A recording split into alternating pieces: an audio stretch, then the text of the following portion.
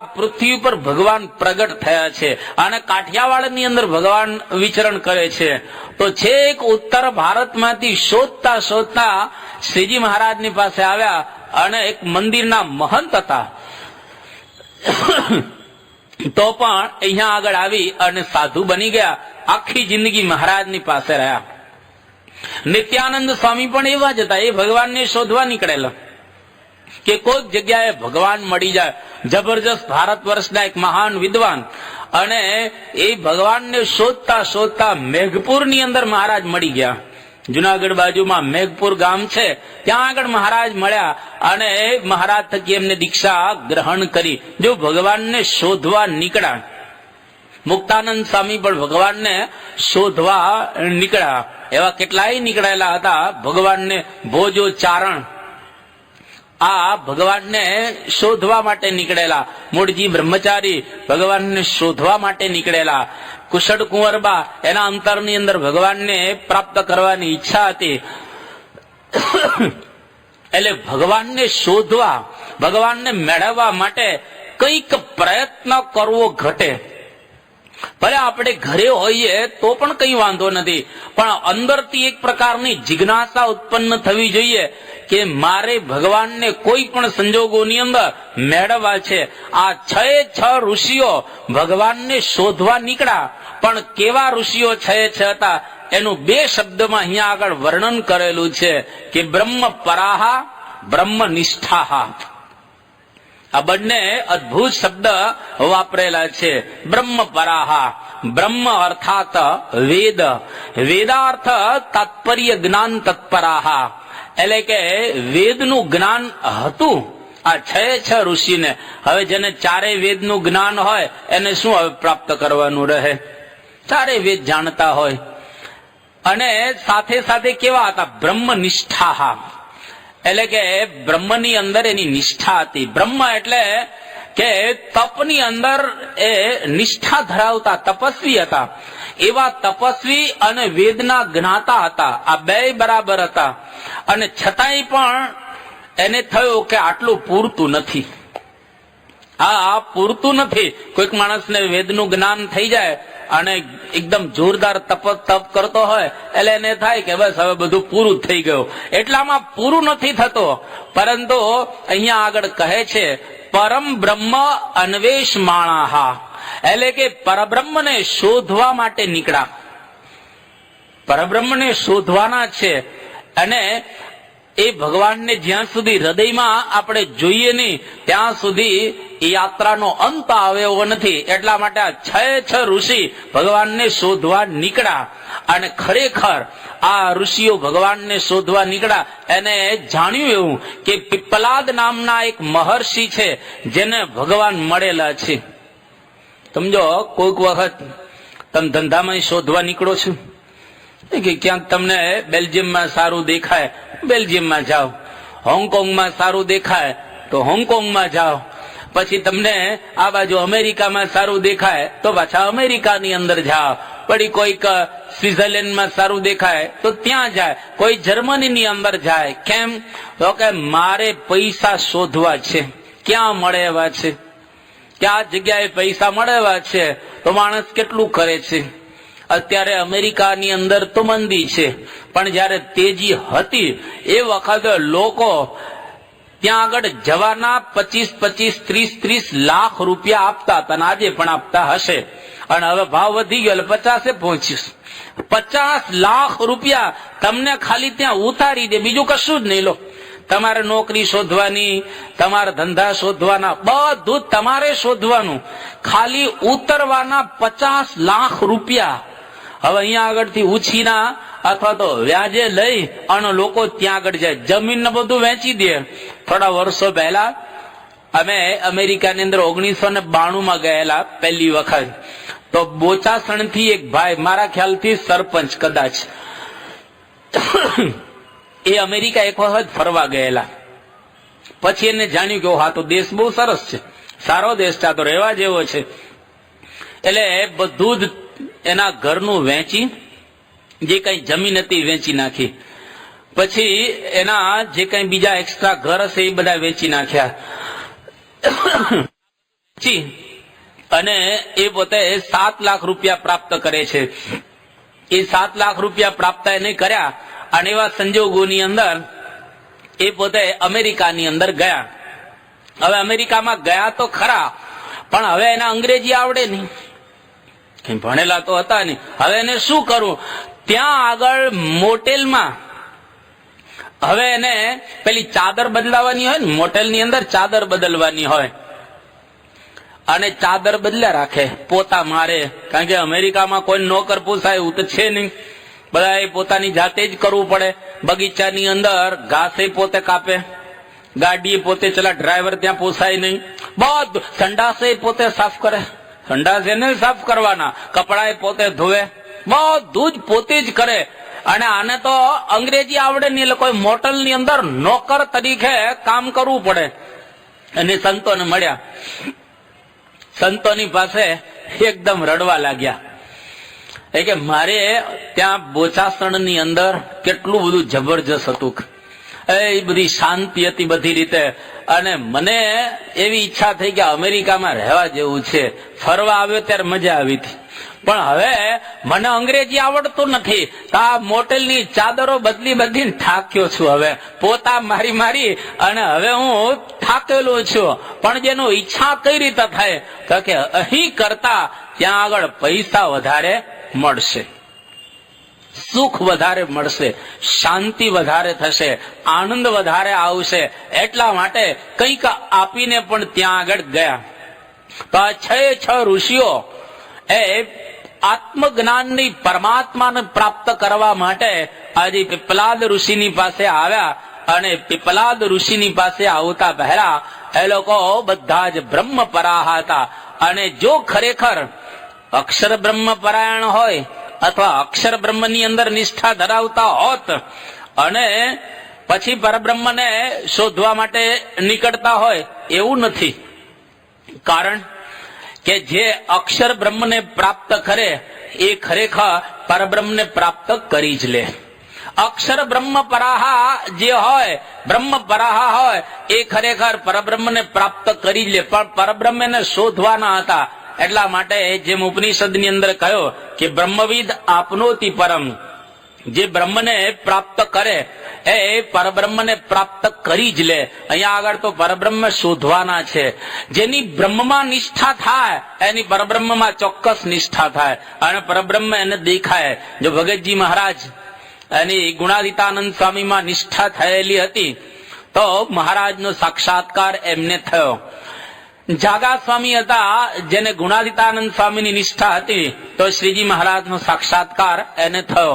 તે રીતે તો જેને બ્રહ્મની નિષ્ઠા હોય એને ખરેખર પરબ્રહ્મનો સાક્ષાત્કાર ચોક્કસ રીતે થાય. એટલે અહીંયા આગળ મહારાજના ગુણાદિતાનંદ સ્વામીના વખતમાં એક વાઘા ખાચર હતા, ત્યાં સારંગપુરના. હવે વાઘા ખાચર ગુણાદિતાનંદ સ્વામીનો સમાગમ કરવા માટે જુનાગઢ જાય છે. પ્રાગજી ભક્ત કેતા ભગતજી મહારાજ એની સેવામાં હતા અને દરરોજ વાઘા ખાચરને ભગતજી મહારાજ ગુણાદિતાનંદ સ્વામીના મહિમાની વાતો કરે. વાઘા ખાચરને ગમે નહીં. એક વખત એવું બન્યું કે વાઘા ખાચરે ભગતજી મહારાજને કહ્યું કે હવે તું મારી સેવા ન કરતો, હું મારી રીતે કરીશ. પણ હવે તો કંટાળી ગયા અને એવા સંજોગોની અંદર ભગતજી મહારાજ તો એની સેવા નથી કરતા. અને જુનાગઢની અંદર વાઘા ખાચર જયારે જાય છે તો ત્યાં આગળ બધા જ બ્રહ્મ કિલોલ કરે છે. ગુણાદિતાનંદ સ્વામીના મહિમા વાળા હતા બધા. અને એ વખતે વાઘા ખાચર એકલા આ બધી વાતો સાંભળે ને બધું કરે, એને આનંદ એવો આવતો નથી. પછી ભગતજી મહારાજને કહે છે કે વાઘા આપા, તમે ગુણાદિતાનંદ સ્વામીને અક્ષર બ્રહ્મનો અવતાર જાણો તો તમને અમારા જેવો આનંદ આવશે. એટલે મને સ્વામી કહે તો હું માનું, તમે કહો એ ના માનું. અને ગુણાદિતાનંદ સ્વામીની પાસે ભગતજી મહારાજ લઈ જાય છે વાઘા ખાચરને. અને ગુણાદિતાનંદ સ્વામી કહે છે કે હું અક્ષર બ્રહ્મ છું.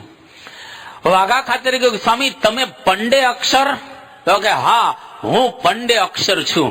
અને વાઘા ખાતર જેવું સમજ્યા કે ખરેખર ગુણાતીતાનંદ સ્વામી અક્ષર બ્રહ્મનો અવતાર છે, બસ એ જ ક્ષણે વાઘા ખાચરને મહારાજની મૂર્તિના દર્શન પોતાના હૃદયની અંદર થવા લાગ્યા. જો બ્રહ્મ પરાહા હોય તો એને પરબ્રહ્મના દર્શન ચોક્કસ થાય જ. એટલે આ બધા ઋષિઓ કેવા હતા? વેદ પરાહા, વેદના જ્ઞાન વાળા હતા, શાબ્દિક જાણતા હતા કે આ મંત્ર આવી રીતે વાત કરે છે. જેમ નારદજી હતા, એ સનત કુમારની પાસે ગયા અને સનત કુમારને આખું લિસ્ટ બતાવે છે કે 21 વિષયમાં પીએચડી થયેલો છું.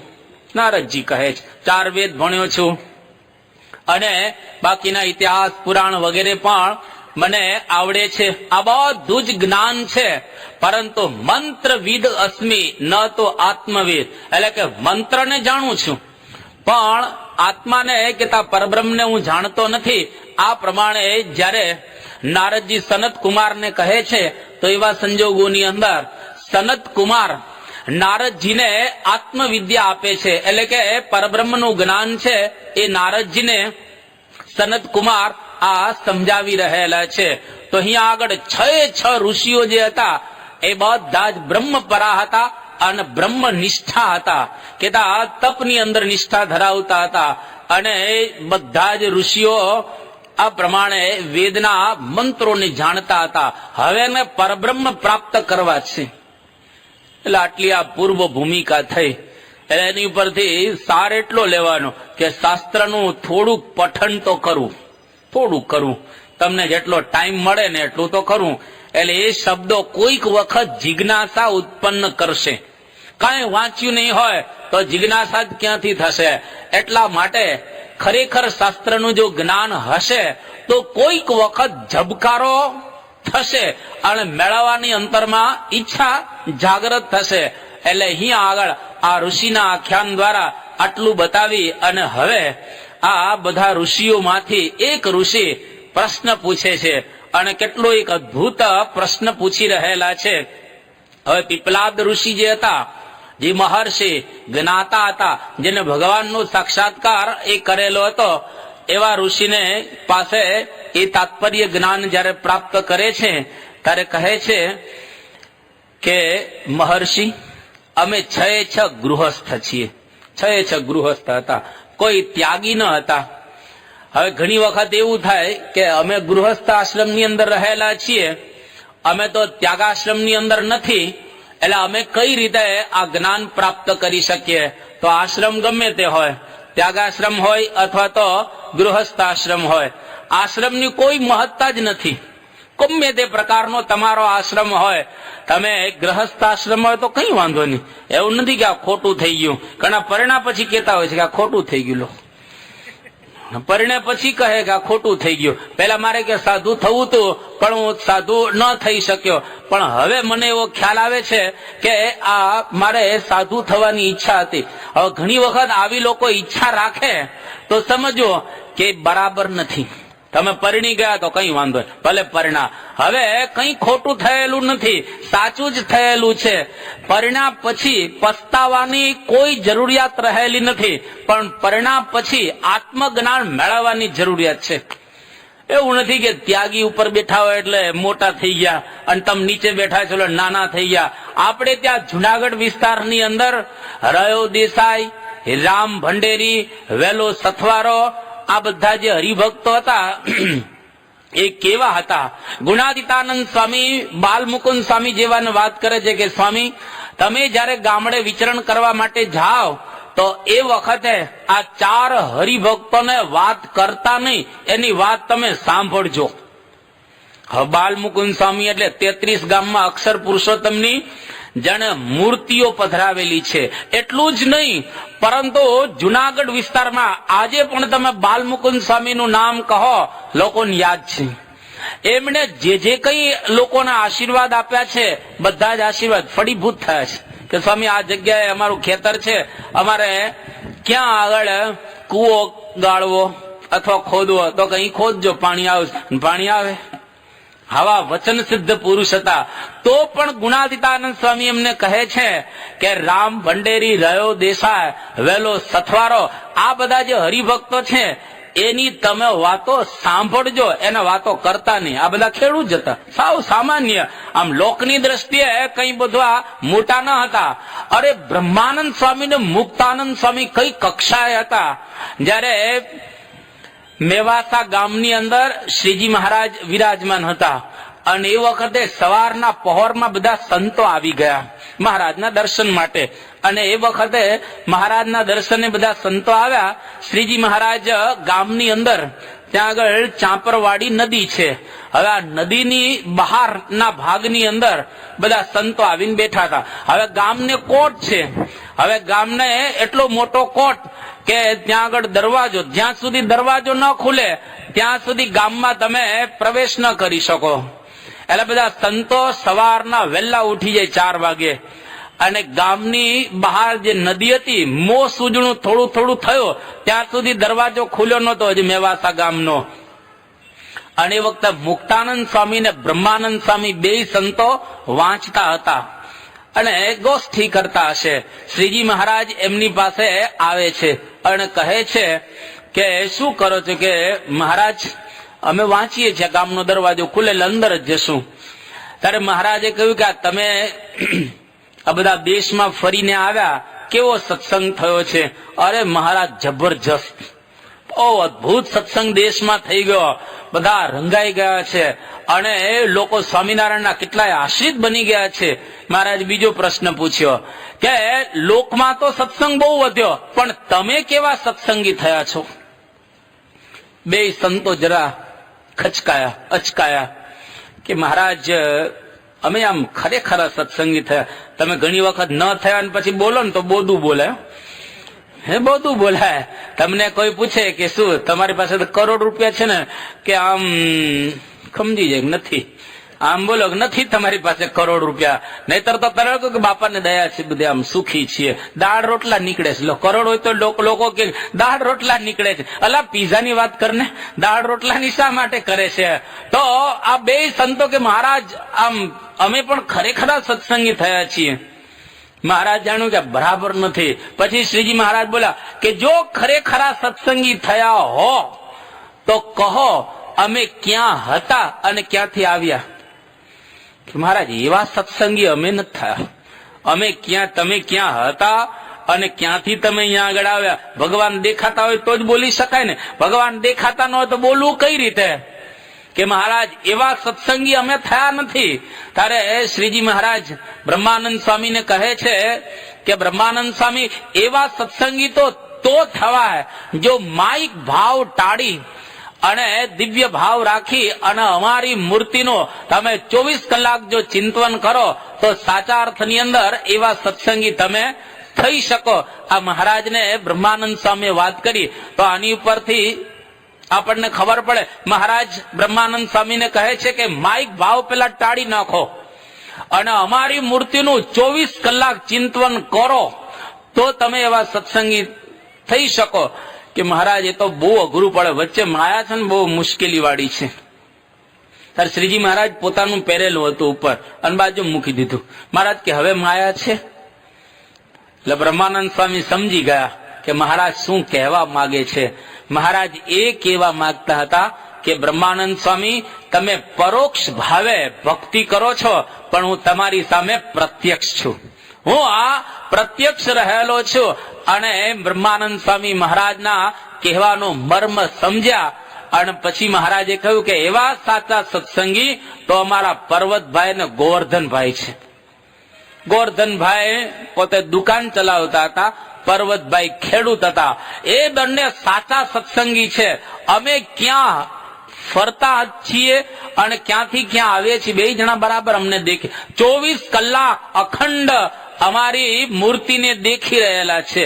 હવે 24 કલાક ભગવાનને જોવા એટલે આ કોઈ સામાન્ય કક્ષા નથી.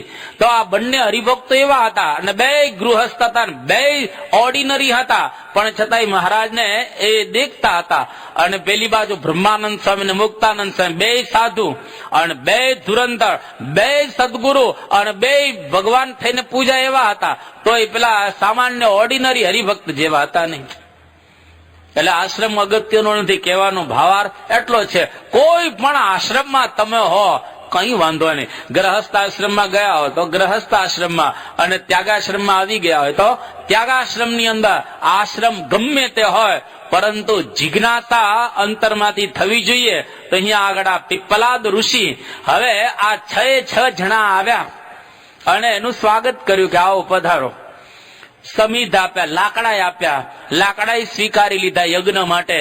અને કે તમારી જિજ્ઞાસા કેવી છે? તો કે બ્રહ્મ જિજ્ઞાસા, બ્રહ્મને મેળવવાની, અથા તો બ્રહ્મ જિજ્ઞાસા. આ પહેલું સૂત્ર છે બ્રહ્મસૂત્રનું, ભગવાન વેદવ્યાસ લખેલું. અતઃ બ્રહ્મ જિજ્ઞાસા. હવે હું આ બ્રહ્મની જિજ્ઞાસા કરું છું કે આ બ્રહ્મને મેળવવાની મારી જિજ્ઞાસા છે, તમે મને બતાવો બ્રહ્મ કેવું છે, વગેરે વગેરે. આગળ બ્રહ્મસૂત્રમાં વિશેષની વાતો કરવામાં આવેલી છે. એટલે આ બધા જ ઋષિઓને જિજ્ઞાસા ઉત્પન્ન થાય. હવે આ પીપલાદ ઋષિ 6 ઋષિને શું કહે છે કે હા બહુ આવી ગયા, તમે બહુ સારું કામ કર્યું, ચાલો હવે હું તમને ભગવાન બતાવી દઉં. એમ નહીં, એમ બતાવતા નથી, પણ સૌથી પહેલા કહે છે કે તાન સહ ઋષિ ઉવાચ ભૂય તપસા બ્રહ્મચર્યેણ શ્રદ્ધયા સંવત્સ્યથ યથા કામમ પ્રશ્નાન પૃચ્છથ યદિ વિજ્ઞાસ્યામઃ સર્વમ હવો વક્ષ્યામ ઇતિ. કે તમે અહીંયા આગળ આવ્યા છો, બરાબર છે. ભૂય તપસા બ્રહ્મચર્યેણ શ્રદ્ધયા, કે બ્રહ્મચર્ય રાખી શ્રદ્ધાપૂર્વક અહીં આગળ 1 વર્ષ સુધી તપ કરો. 1 પૂરું વર્ષ.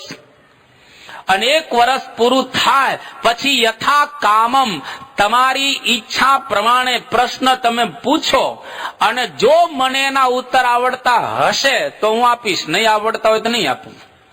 પણ પ્રશ્ન પૂછવાને લાયક તમે ક્યારે થશો? તો કે 1 વર્ષ સુધી આશ્રમની અંદર તમે રહો, શ્રદ્ધાથી તપ કરીને અને બ્રહ્મચર્ય વ્રત રાખીને, અને પછી મને તમે પ્રશ્ન પૂછજો. ત્યાં સુધી તમારે કઈ પૂછવાનું નહીં. કેટલું અઘરું પડે. સૌથી પહેલા 3 વાત કરી: તપ કરવાનું, બ્રહ્મચર્ય રાખવાનું, અને જીવનની અંદર શ્રદ્ધા રાખવાની. શ્રદ્ધા, બ્રહ્મચર્ય, તપ, 3માંથી એકેય માં આપણું તો પાન્યું પડે એવું નથી. સૌથી પહેલી વાત કરે છે કે બ્રહ્મચર્ય રાખો. ગ્રહસ્થ આશ્રમ પ્રમાણે ગ્રહસ્થોએ બ્રહ્મચર્ય રાખવાનું, ત્યાગીઓએ ત્યાગીની રીતે બ્રહ્મચર્ય. 1 વર્ષ સુધી સ્ત્રી સાથે કોઈ સંબંધ નથી થવાનો હવે એને, કારણ કે 1 વર્ષ આશ્રમમાં રહેવાના જ. પણ પરણેલા છે 6 જણા. 1 વર્ષનું તમે બ્રહ્મચર્ય વ્રત પાલન કરો. અને બીજી વાત કરે છે કે તપ, જીવનની અંદર કઈ ઇન્દ્રિયોનો નિગ્રહ કરો. ખાવાનું તો થોડું ઓછું ખાય, જોવાનું તો ઓછું જુઓ, સાંભળવાનું તો કે નિયમ પ્રમાણે સાંભળો. આ